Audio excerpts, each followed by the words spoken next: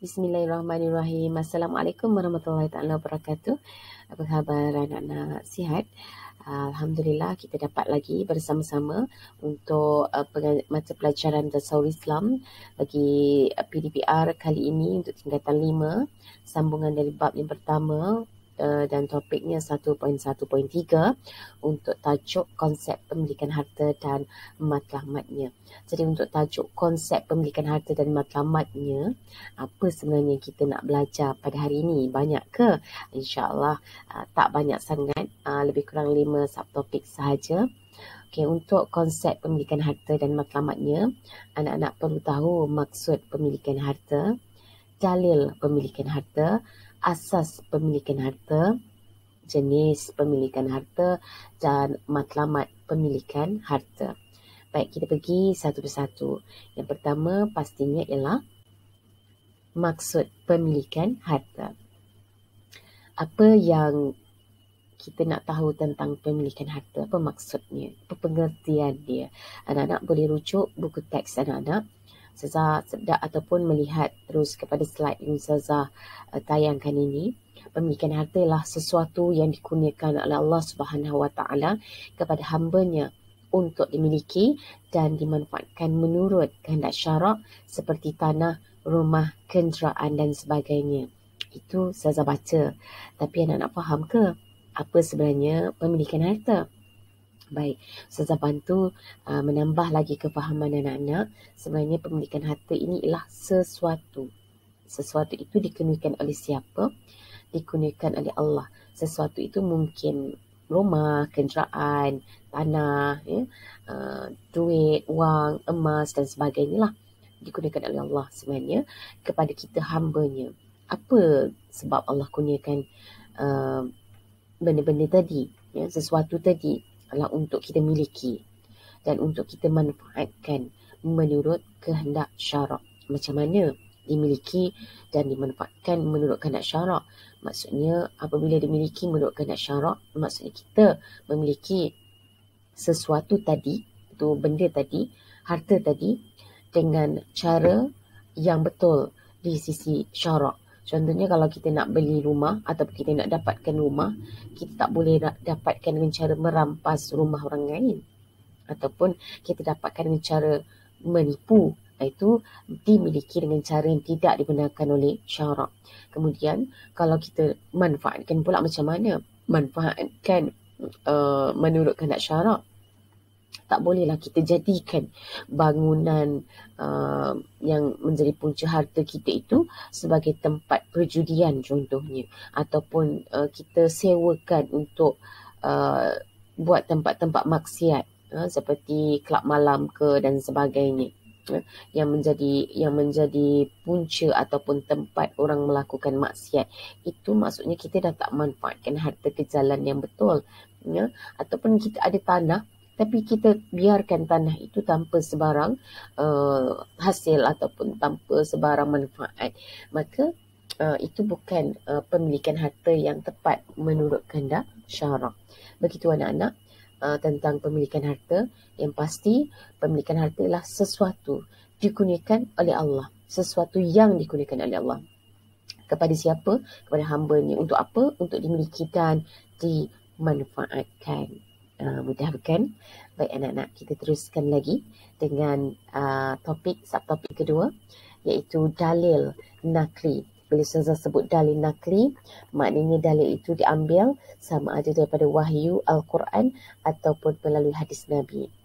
Dan dalil untuk pemilikan harta ini adalah dari surah Al-Hadid ayat yang ke-7 yang berbunyi, sama-sama kita baca.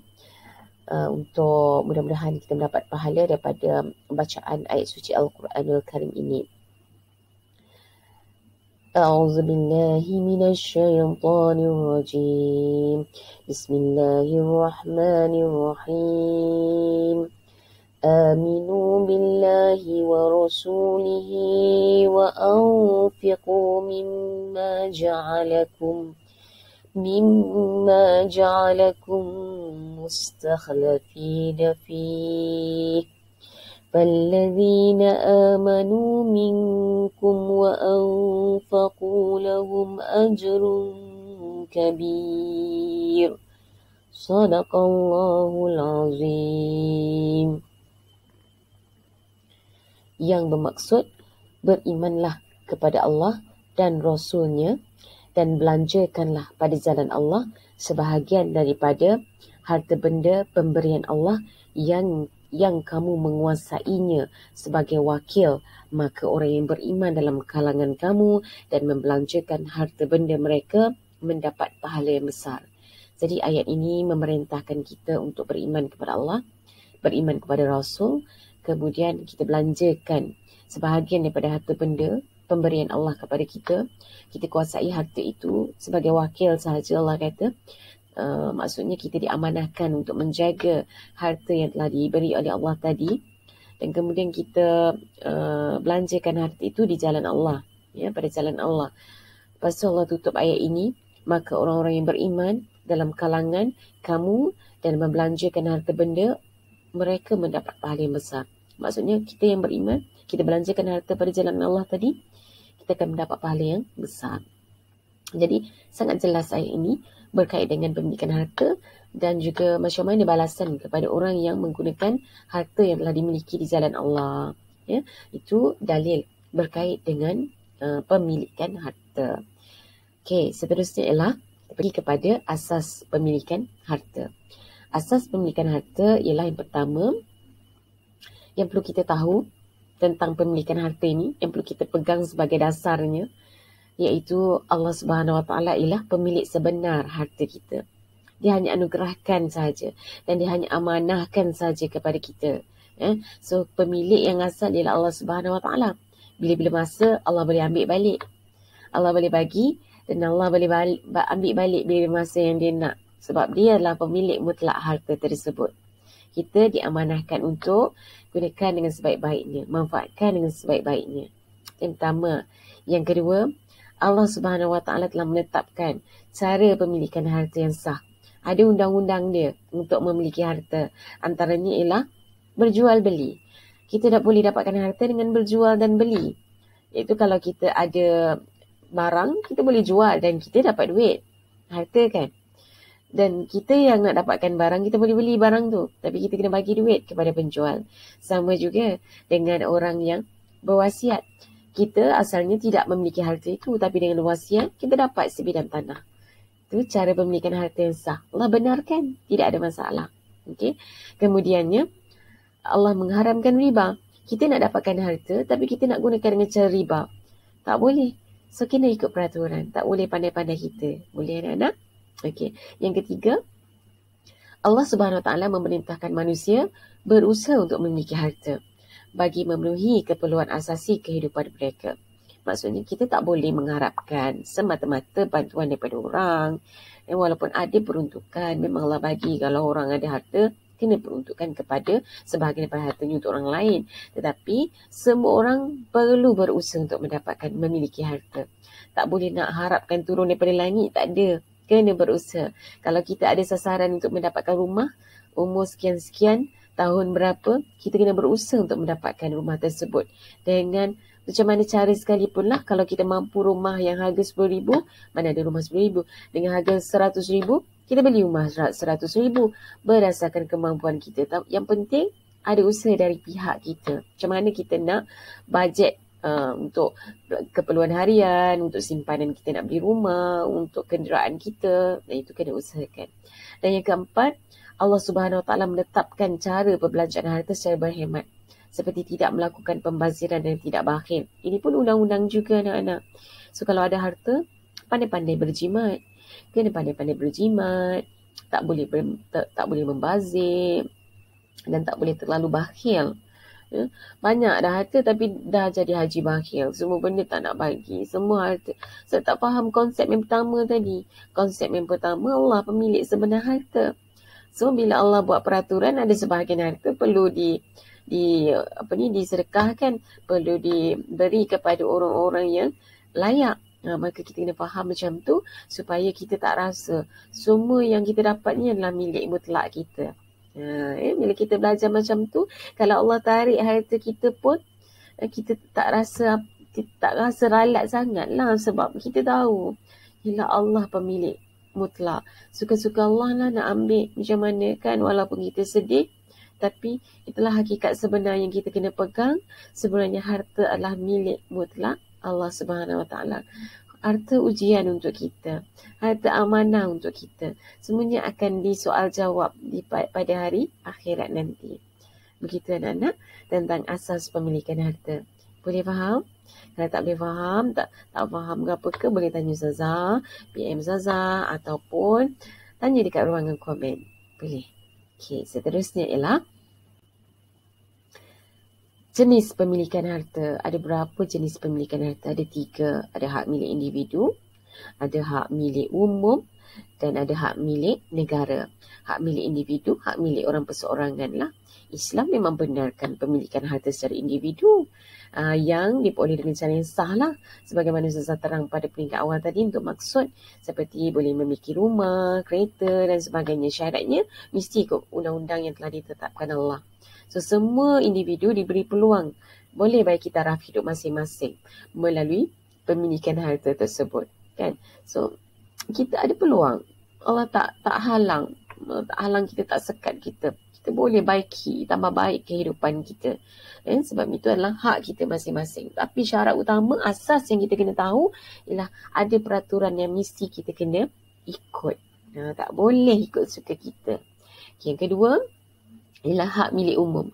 Hak milik umum ni maksudnya apa? Hak milik secara bersama oleh anggota masyarakat. Bukan kita saja terhadap satu-satu sumber itu. Barangan itu atau perkhidmatan itu seperti laut, seperti sumber air contohnya. So ada kegunaan bersama. Tak bolehlah kita cakap yang ini hak kita, sungai ini hak kita, udara hak kita. Ada juga ada yang menganggap itu adalah hak dia. Tak boleh sebab itu adalah hak milik umum. Kenapa dibuat hak milik umum tu? Tujuannya untuk menjadikan beberapa jenis sumber tadi untuk menjaga kebajikan dan keharmonian masyarakat. Anak-anak boleh bayang tak macam mana kalau individu yang memiliki laut, individu itu yang memiliki sungai, individu itu yang memiliki sumber air, ataupun individu itu yang beli ruang udara. Jadi susah kan? Jadi tak harmoni, susah nak jaga kebajikan masyarakat sebab dah jadi macam hak milik orang tu. Jadi banyaklah nanti kezaliman yang berlaku. Sebab itu Islam, tujuan syarat buat macam tu adalah untuk menjaga kebajikan dan keharmonian masyarakat. So, hak milik umum tadi tak boleh dijadikan hak milik individu. Okay, seterusnya yang ketiga ialah harta hak milik umum, hak milik negara, iaitu harta hak milik umum yang diuruskan oleh kerajaan untuk kepentingan awam. Maksudnya adalah pemerintah yang uruskan hak milik umum tadi. Memanglah dia milik bersama, tapi diuruskan oleh kerajaan. Diamanahkan, syarat amanahkan kepada pemerintah, kepada kerajaan untuk kepentingan awam. Tapi tak boleh lari juga daripada tuntutan agama. Agama ni kan dia tak, kalau kita belajar kan, Islam ni dia tak mengasingkan antara tuntutan dunia dengan tuntutan agama, tuntutan kehidupan. Iaitu dia memang sekaligus kan. Sebab itu kalau kita pemerintah pun kita kena adil, ataupun kita kena memerintah, kita kena selaraskan, kita kena uruskan berdasarkan tuntutan agama sama. Seperti hak milik negara ni, memanglah dia tak boleh sebenarnya menjadikan hak milik negara, tapi atas dasar uruskan itu adalah untuk kepentingan awam. So kerajaan yang uruskan dengan penuh keadilan, mengikut panduan syarak. Contoh saya bagi hasil hutan, hasil galian kan. Kalau hasil galian, kalau kat Terengganu ada hasil galian petroleum. So kerajaan perlu uruskan dengan sebaik-baiknya supaya rakyat dapat memanfaatkan hasil galian tersebut secara bersama. Maksudnya dapat menikmati secara bersama keuntungan daripada hasil galian tersebut. Dan yang kedua, sesebuah negara untuk hak milik negara ni memerlukan hak milik untuk mendapatkan hasil dan menggunakan hasil berkenaan dalam usaha untuk memberikan kemakmuran kepada individu dan masyarakat. Jadi dia perlukan jadikan itu hak milik negara. Sebab kalau tak jadikan hak milik negara, jadi susah pula ada orang claim yang itu yang dia punya apa semua kan. Jadi perlu dijadikan hak milik negara untuk urusan, untuk dalam usaha untuk memakmurkan individu dan masyarakat, rakyat jelata di bawah kepimpinan dia. So perlu dijadikan hak milik. Begitu anak-anak. Boleh? Jenis pemilikan, so yang kita kena setting dan kepada kita ada 3 sahaja jenis hak milik individu, hak milik bersama, hak milik negara.